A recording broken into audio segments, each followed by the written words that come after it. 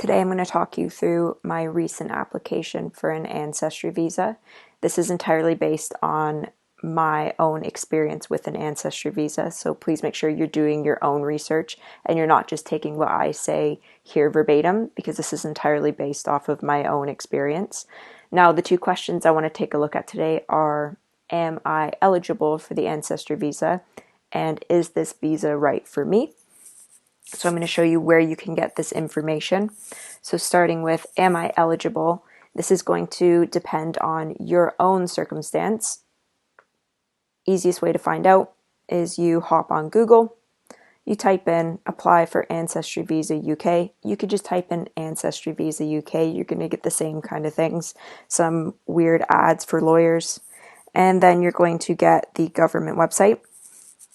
So you can click on any of these here if you specifically want to know eligibility. I normally click on here and I take a look at the overview firstly.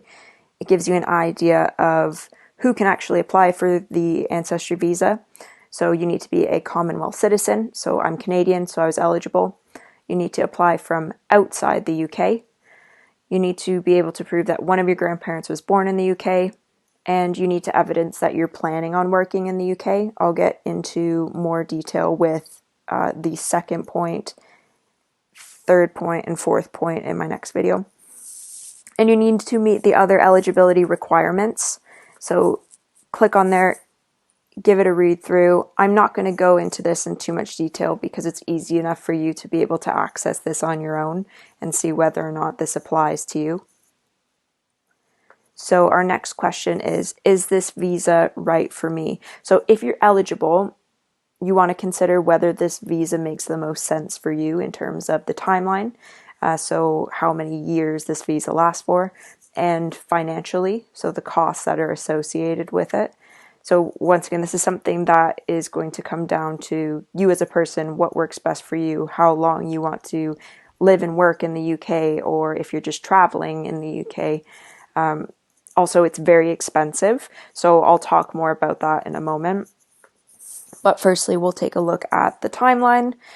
So I was originally on a Tier 2 visa, so a working visa. I decided I wanted something more flexible where I wasn't linked to my workplace, so I could do some supply teaching. I didn't have to be linked to one specific school, and I applied from within the UK. And I needed to, unfortunately, fly home. This was during COVID, and I quarantined. So I did this at the beginning of September. And then after my quarantine period of 2 weeks, I attended a VFS Global appointment.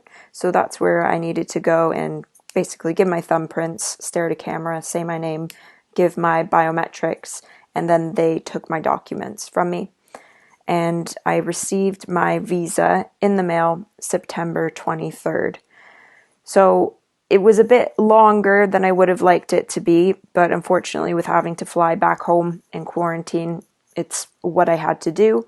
I paid the extra money to rush the decision because I wanted to get back to the UK.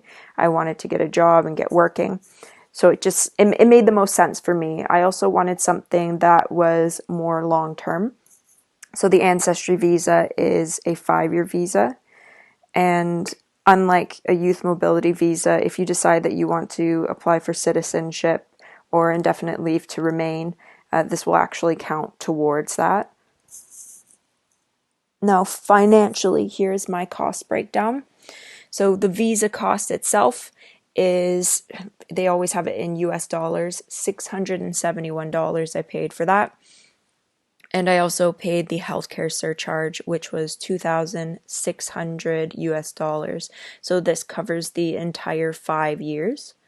So when you're applying for the visa, this is what you need to pay for right as soon as you send in your application. So this is through the government website, the UK government website. And then after you have done that, paid for that, you need to make an appointment for your biometrics. So this is what I attended after my quarantine. Now that costed me $75 to attend. And on top of that, I paid for the priority visa charge. So this was a 5-day decision because I wanted my visa to be rushed.